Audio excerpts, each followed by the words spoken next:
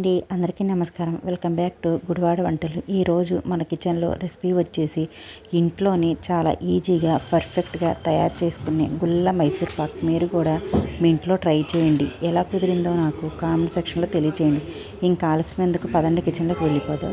ఏదైనా ఒక కప్పు కొలత తీసుకోండి. ఇక్కడ నేను ఒక కప్పు దాకైతే శనగపిండిని తీసుకున్నాను. ఇదే కప్పుతో ఒక 2 కప్పుల దాకా పంచదారని తీసుకున్నాను.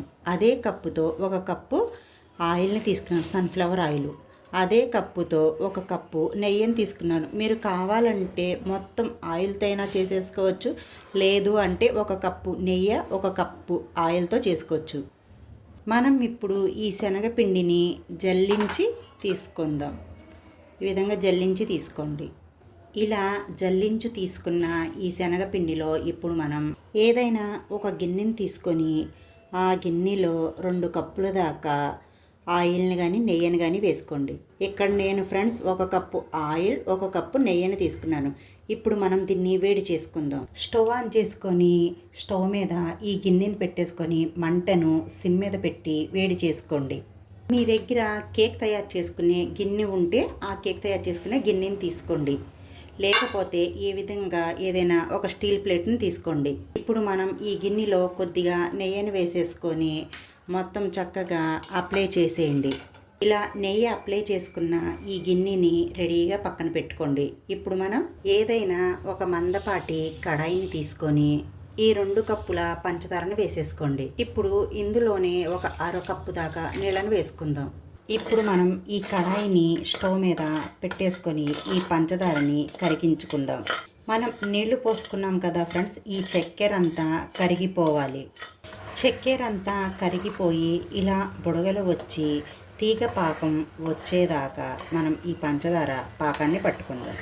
మనకి పాకం వచ్చింది ఎలా తెలుస్తుందంటే ఫ్రెండ్స్, మనం కొద్దిగా ఈ చక్కెర పాకాన్ని తీసుకొని చేతిని కొద్దిగా తడుపుకొని ఇప్పుడు మనం కొద్దిగా పాకాన్ని తీసుకొని ఈ విధంగా చూసుకోవాలి. ఈ విధంగా బారు తీగలాగా రావాలి.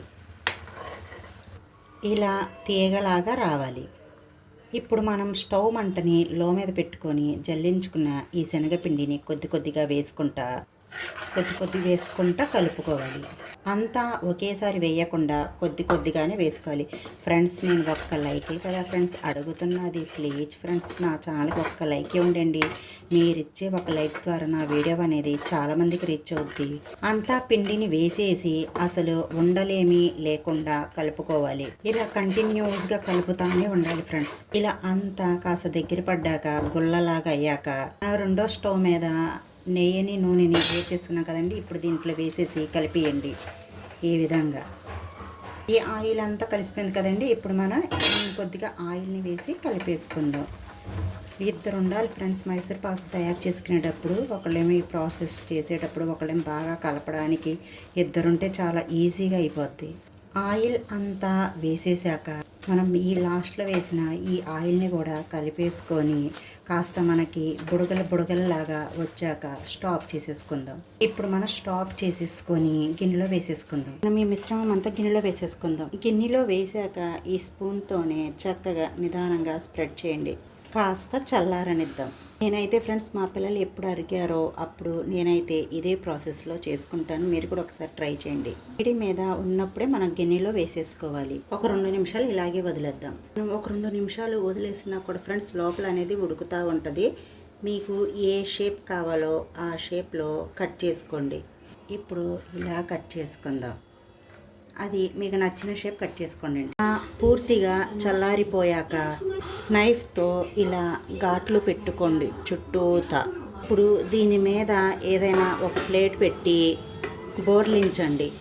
ఇప్పుడు మనం నిదానంగా ఇటువైపుకి తిప్పుకొని ఈ విధంగా ట్యాప్ చేయండి. ఇప్పుడు నిదానంగా ఈ గిన్నెని తీసేసుకుందాం. ఇప్పుడు మనకి ఈ గిన్నెతో పని లేదు.